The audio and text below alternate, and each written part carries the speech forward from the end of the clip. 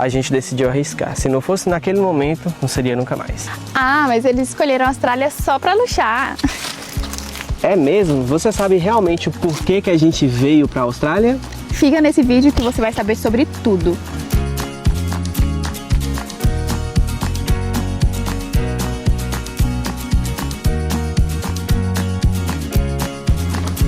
A gente fez tudo do jeito normal. A gente estudou, se formou, seguiu aquele caminho tradicional, mas a vida que a gente sempre quis, ela simplesmente não aconteceu. Isso é frustrante, porque quando você segue todos os passos, no final você vai esperar um retorno, não é? E não foi isso que aconteceu. Depois de formado, a nossa vida não era como esperado. A gente teve muita dificuldade de entrar no mercado de trabalho. O mercado de engenharia civil naquela época ele já estava bastante saturado, então você encontrar um estágio era difícil, um emprego então praticamente impossível. Todos os colegas nossos que estudou junto, poucos conseguiram ingressar na área. E também, gente, tem a parte dos concursos. A gente olhou concursos. Concursos normalmente pagam muito bem, mas na nossa área estava pagando menos do que o que a gente recebia em nossos empregos, que a gente já estava, empregos tradicionais que não necessita necessariamente de uma graduação. Então, como que a gente saía do nosso emprego, que a gente estava tendo o nosso sustento, para arriscar e não encontrar um emprego na nossa... Mesmo o mercado de engenharia civil estando um pouco abalado, igual a gente já falou, a gente resolveu não abandonar essa área, afinal a gente tinha se graduado. Mas a gente resolveu tentar a mesma área, mas de uma maneira diferente. Isso mesmo, então depois de muitos anos de luta e guardando dinheiro também, decidimos abrir a nossa loja de materiais de construção. O que eu fiz? Então eu saí do serviço que eu estava trabalhando, eu trabalhava no setor comercial de uma clínica para cuidar em tempo integral da nossa loja. A loja de material de construção estaria ali ligada um pouquinho do nosso conhecimento da área de engenharia civil. Então, assumir a loja exigiu de mim uma dedicação muito grande, porque eu estava ali todos os dias tentando fazer o negócio crescer, construindo mais clientes, mexendo com a parte administrativa e isso era muito cansativo também. E eu continuei lá na clínica que eu trabalhava, na gerência, e também ajudava a Eric aos fins de semana lá na loja. Quem é pequeno empreendedor sabe o quanto é desgastante.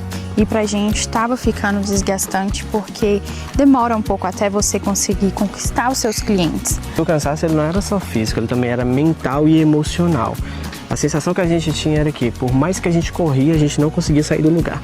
Exatamente. E pensando no nosso futuro, a gente começou a cogitar, a buscar oportunidades fora do Brasil. Sair do país nunca foi uma decisão fácil para mim. Apesar de ser muito boa oportunidade, a gente estaria longe dos nossos familiares.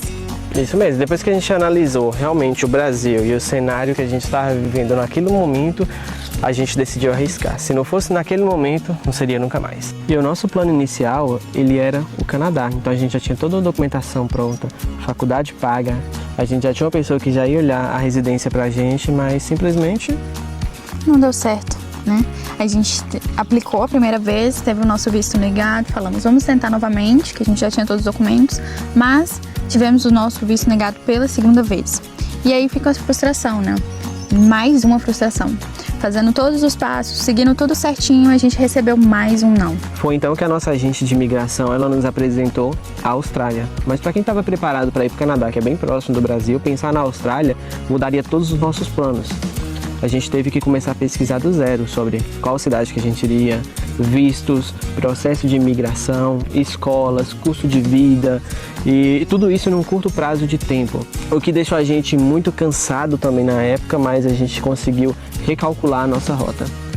Tudo aconteceu muito rápido, a gente não tinha tempo e o dinheiro também estava curto porque a documentação para o Canadá é bem mais cara. Conseguimos transferir os nossos estudos que já estavam pagos no Canadá para a Austrália.